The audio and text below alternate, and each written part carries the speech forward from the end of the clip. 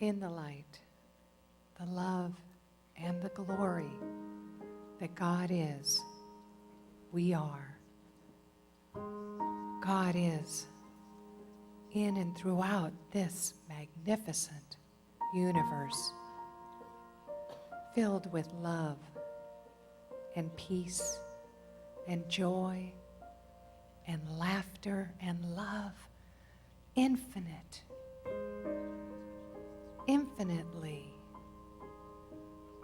in and throughout us, showing up today, for we are one in the light, one. This universal presence is in each one of us. God is love, we are love. God is peace, we are peace. And in this oneness, in this light, I speak my word this morning for all who are here to receive the message, the music, the glory, the flowers, the beauty of nature, abundantly present. I bless this service and all who have come before to prepare this sacred sanctuary for you to expand and explore God's beauty together as we share in the joy of this glorious Easter morning. We are moved to go out into the world and share that love with others. And it ripples out and expands and includes this whole world in the peace and the beauty and the joy that is here now. We are blessed and grateful. I am grateful for this moment, this truth, this spoken word. I am grateful for we are loved and loving, nurtured and held in the loving arms of God. And I release my word into the law of mind, into the creative process, knowing that it has begun and will manifest in form. And so it is. Amen. Good morning. I am Sherry Corbett, a professional prayer practitioner, and I welcome you this glorious Easter morning. I bring you a reading from The Science of Mind by Ernest Holmes. It is his commentary on 2 Corinthians 3:7-12. So just sit back, relax, and take these words in from Ernest Holmes. We are changed from glory to glory. This implies that the divine scale is ever ascending. There is no end to the divine nature, and therefore no end to the possibility of our expressing it. But we must behold it. We must look steadfastly into this reality if we are to image it in our own minds. The world is saturated with divinity, immersed in reality, and filled with possibility. We must take this divine possibility and mold it into a present actuality, into our everyday experience. This is the way to freedom, the path to peace and happiness. And so it is. Please join me in reading the affirmation for April. It's on the wall there and in your bulletin. My life is what I make of it, thought by thought. And herein is the possibility to express the divinity that is the center of all life. One of the questions that I get asked frequently, and there are many, but one of the questions that I am asked frequently is, why do we celebrate Easter at the Center for Spiritual Living? What's that all about? Well, for centuries, the story of Easter to some faiths has been the literal account of the death, transformation, and resurrection of Jesus of Nazareth. So in that regard, you can imagine on the Christian calendar, it is a very, very significant milestone, possibly more important than Christmas, because of the events of Easter have so much to do with the faith tradition of Christianity. There are other faith traditions that regard it more of a metaphor about transformation, and in that regard, it's an opportunity to take a break from the ordinary activity of life and to check in, how am I doing with change and transformation in and around me, For the metaphysical communities like ours, it continues to remain up to the individual to decide. Literal or figurative, Christian or not Christian, that's up to you. Only you can decide that. I mean, after all, here some people have little or no Christian Judaic background and very little Bible learning. I remember once I was teaching a class, and in the class I quoted the New Testament, and I paused at the last word expecting everybody in the class to complete it. And I looked around, nothing. Blank. No recognition. And it was just that particular configuration of people who showed up at that time. Because in another configuration, same class, same curriculum, the people might know. That's just how it is, because some people here have got a lot of Bible learning. They have a strong education, and they love their religion of origin. In fact, they still identify with it. And then there are yet others who are here, they're kind of here as part of their healing journey, recovering from experiences that were traumatic from their religion of origin. In other words, we're a mixed bag. We're a melting pot. So it makes for an interesting answer to the question, why Easter? Or how about this question, what religion are you? Oh, well.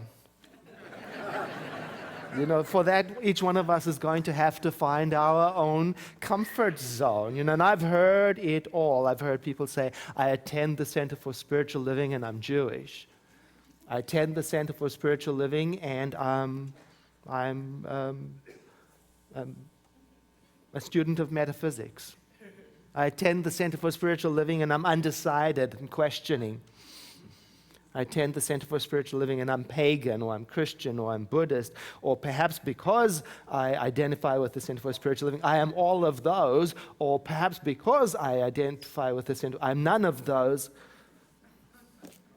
Well, whatever your answer is, the fact of it remains that Easter continues to be one of the 3 times a year in church communities, whether literal-minded or metaphorically minded, 3 times a year that are better attended.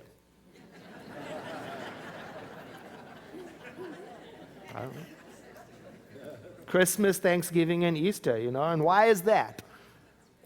Well, we have to guess. I mean, even though we are a melting pot, I venture to say that if we took a show of hands, and that the vast majority of people here had their start in some kind of Judeo-Christian background, or at least their loved ones did. And then the other factor is that around holy days that for the most part have become holidays, families get together. And it is frequently the case that we take our loved ones to our church. And so here we are, with an opportunity to talk about transformation. Why not? But people will still want to know. It does lead to another question. Well, what role does Jesus play at the Center for Spirit? What role does the Bible play? Well, if you attend any of our classes or if you read our literature, although it is not obvious, especially if you don't have the education behind it, you will nevertheless find laced throughout it references to the Old Testament and to the New Testament throughout. In fact, our founder, Ernest Holmes, he identified himself as a Christian, but I would have to say in what I would call an expanded way that does not probably fit neatly into the prevailing definition of Christianity today. I mean it with respect. He was expansive about it. I mean, he called Jesus the great teacher. He called Jesus the great example and not the great exception. He called Jesus the way shower, and he believed that there was a lot for us metaphysicians to learn from some of his teachings, which is why whole sections of the book that he wrote, The Science of Mind and Spirit, which we use in our classes, whole sections are dedicated to the teachings of Jesus. In fact, chapter 22 is called Finding the Christ.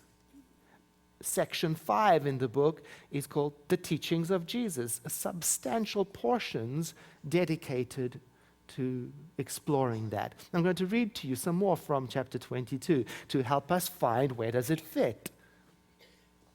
It says, Christ is the embodiment of divine sonship. Now, sonship just means inheritance.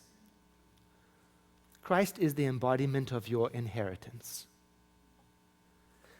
which has come in varying degrees to all people in all ages and to every person in some degree.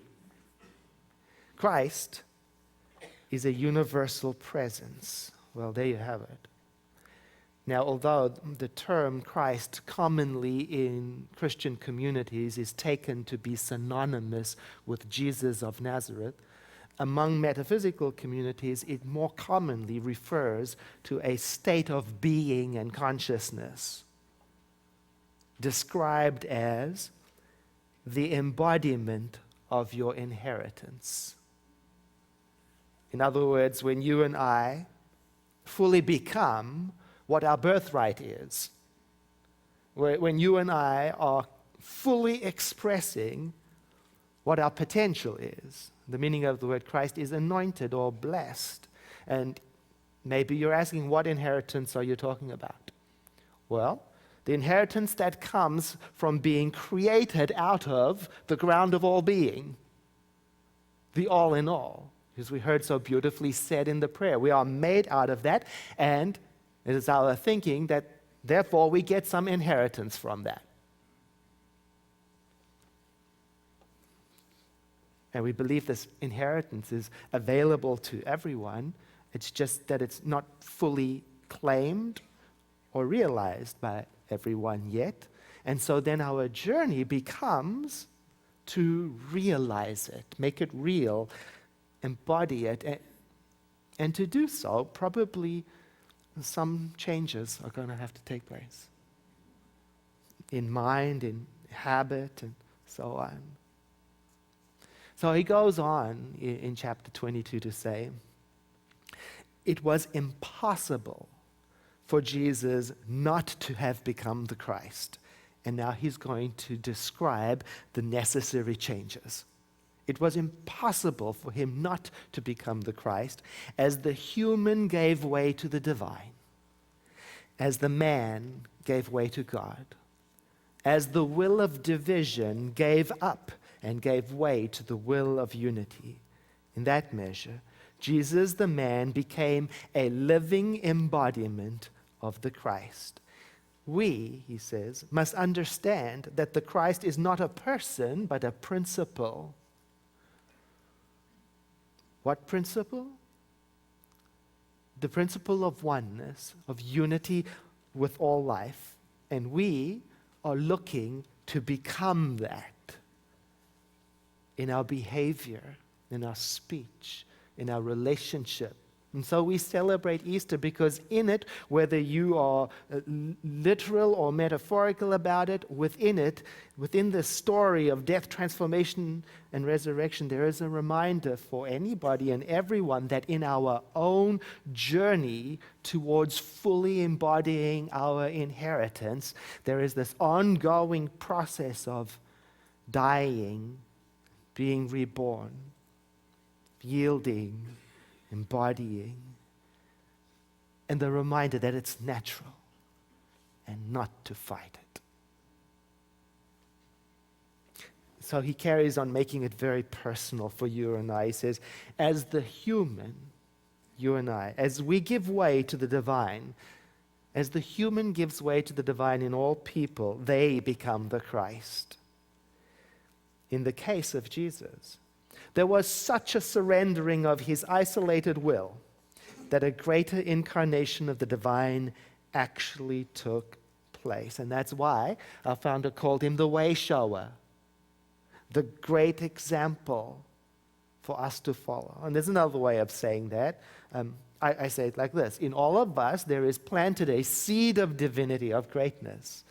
And our work then is to nurture the soil, our soul within, so that it might take root and germinate and produce. And sometimes we're a little slow in that process of letting it take root and germinate, right? Embodying it. Seed there. Why? Your guess is as good as mine. Attachments, control issues, memories, clouded thinking, resentment, over-identification with the ego. You add yours, it just goes on and on and on, But I've been thinking about that. I was thinking about that all last week. As our theme is sowing seeds of greatness with emphasis on change this month. And I was thinking about that last week while I was in our nation's capital in Washington, D.C. for the first time in my life. And what an experience. My appreciation for being American is increased 100-fold. And it is my personal opinion that every American should make a pilgrimage there every year, because you cannot see everything that's there in your whole lifetime, and to visit the monuments to the great leaders of our nation is a spiritual experience.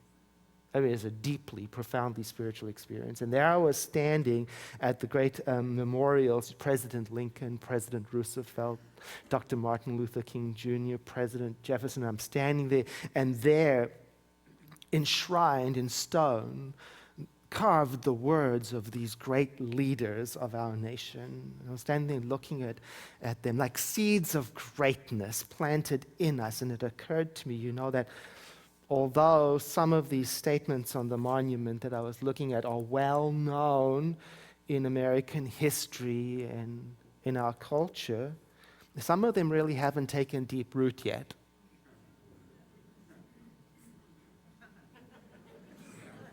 They are accepted, but they're not fully embodied. And by embodied, I mean they're not down to the cellular level of our culture, if I can mix that up. It's not part of our culture. It doesn't come out in the way we act. Our lives don't always reflect them. And we have the inheritance, but we have not yet claimed it. For example, Dr. Martin Luther King.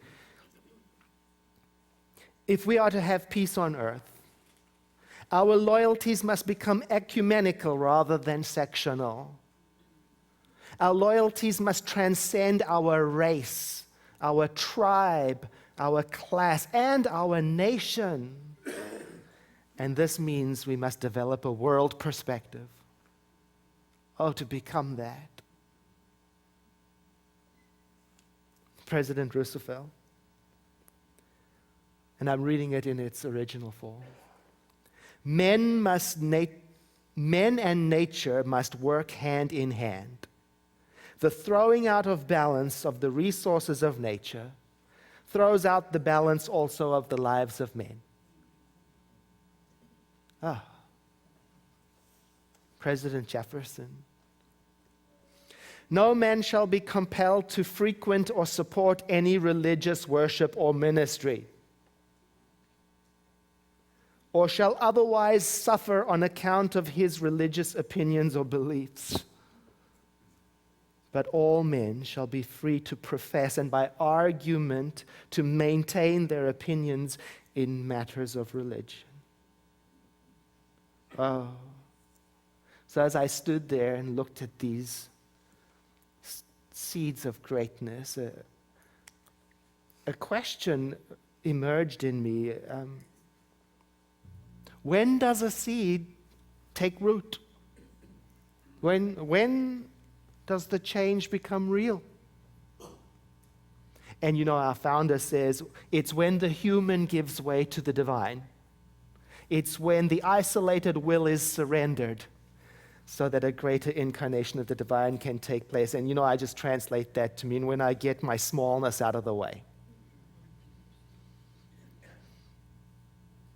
But back to the question, when does a seed actually take root? When does it take root? Well, it's a mystery. It's a mystery in the same way that learning how to balance when riding a bicycle is a mysterious event to those who have a hard time of it. It's a mystery that begins one day with an intention, a seed idea is planted, and with no personal experience of the end result, only inspired by the visual testimony of others who have gone before us and succeeded, we fail our way to success, falling this side and falling that side, having small deaths along the way, until at last that moment of magic arrives. It presents itself when enough has been learned from all of the falls, and now the body knows where its center is. When did it happen? When it happened. And we become aware, I have been falling so that I may be centered. And probably I had to stick with it, stay with it, stay with it, stay with it until it stays with me. When does a seed actually take root? When is the change? Well, Easter's a good time to talk about it, isn't it? Because it's usually spring, when there's all sorts of new growth emerging. And whereas with the bicycle image, you know, we start off with a vision, there's a way shower of what others have done before us. And that vision infuses us with hope and with courage to keep on getting up. But now I'm thinking about the seeds, the seeds that fall in the fall into the soil or are planted carefully. There is no instruction through example for them, only the inheritance that is written on their soul. You may, like the seeds, one day have to show your own way. And you have to trust that inheritance more than you trust your isolated will. So instead of the instruction for the seed, for you and I, there's only that long period, maybe dark and cold, seemingly motionless, when things are getting ready for the body of your being to know its center. And then sometimes, just like in the Jesus story, you get to go for it all on your own, because even though they love you, people may not be able to stay awake for you during the difficult moments before and leading up to your transformation. They all have to cope with their own.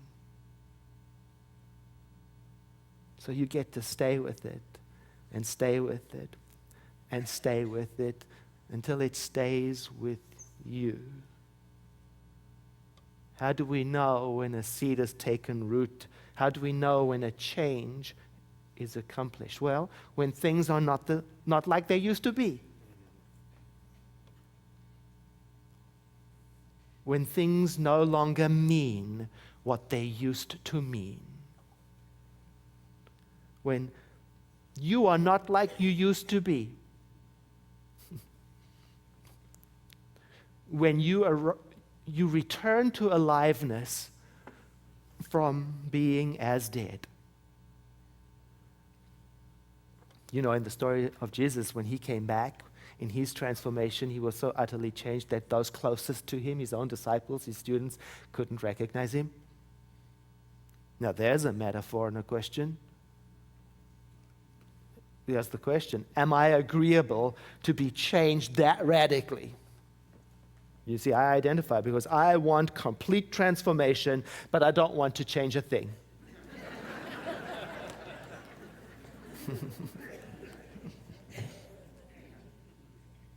At other times, the stumbling block can be that I have no vision, I have no way, show, no concept that a thing can be changed so completely. So I doubt it. I visited the Library of Congress while I was in Washington, D.C., and they had what is the equivalent of a sidewalk book sale. Well, you know, I can't walk past that.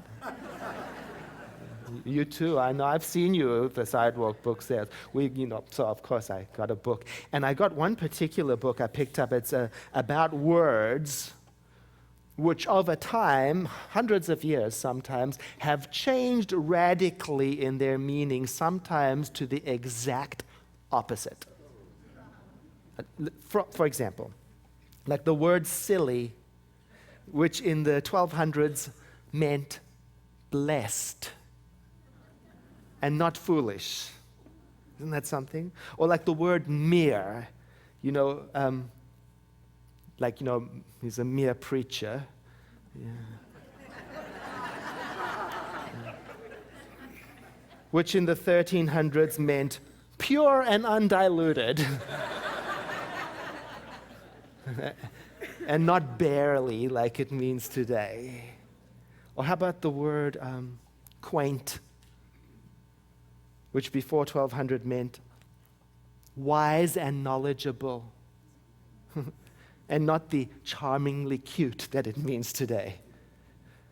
Wow, even words can be a way shower. Things can change radically. So stay with it, stay with it, stay with it until it stays with you. And that book, not only do I love words and learning about them, but I love discovering examples of that kind of transformation. Oh, it gives me hope. I mean, think about it, from blessed to foolish, from pure to barely, from wise to charming, from lost to found, from wretched to amazingly graced, from darkness to light, from hateful to love-inspiring, from sad to joy-filled, from despairing to hopeful. These way showers reinforce in me the conviction that change is possible. Rebirth is possible. As the human gives way to the divine in all people, they become the Christ. So the small must give way to the big. And in the case of Jesus as a way shower, there was such a surrendering of an isolated will that the greater incarnation of the divine took place in him in a profound way.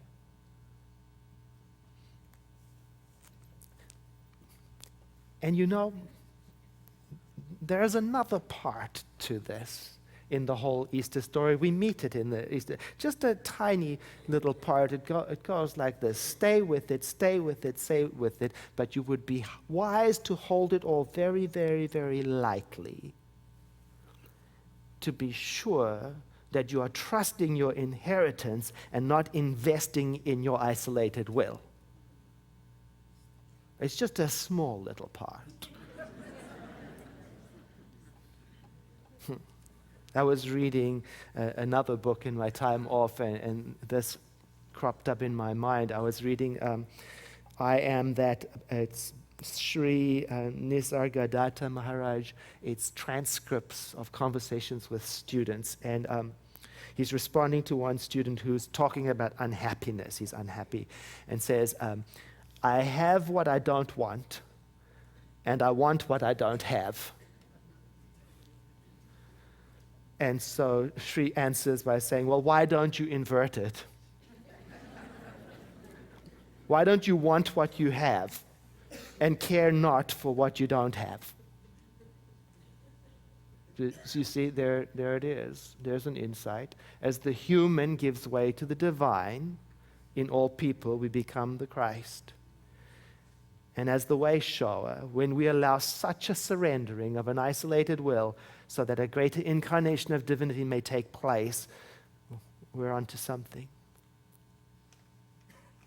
See, one of the most touching parts of the Easter story takes place in a garden. And if you're not familiar with the story, it seems that Jesus of Nazareth knew exactly what was going on. He had that kind of intuition.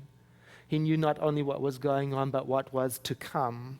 Somehow he seemed to be aware that it was all going to come crushing down at any moment and that he had absolutely no power to do anything about it. And even though he had a sense that there was a glorious outcome, a glorious conclusion, he nevertheless did not, like us, necessarily want to go through betrayal, the pain of being misrepresented, and every other gruesome, dark element of that night of the soul. I want transformation sometimes, but I don't want to go, even though I know it's going to happen anyway. Yeah? Yeah. And the scene takes place in the Garden of Gethsemane, where in the poignant words of the Gospel of Luke it says, and he went a little beyond them, and he fell on his face and prayed, saying, my Father, if it is possible, take this cup away from me. And there we have it, a beautiful reason to let Easter remind us that during times of radical change, we might pay attention to notice that the seed of greatness has already been planted on us, like those words of great leaders carved into the stone of our soul.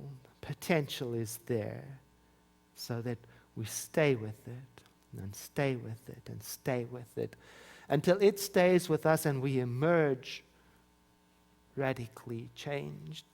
And while at the same time we have the wisdom and the tenderness to understand the difference between what is yielding to the divine and what is being dedicated to a small will. And maybe most importantly, that we remember to have the patience with ourselves and those around us when we are apparently trying to escape what must happen. We must yield so the seed may be free to grow.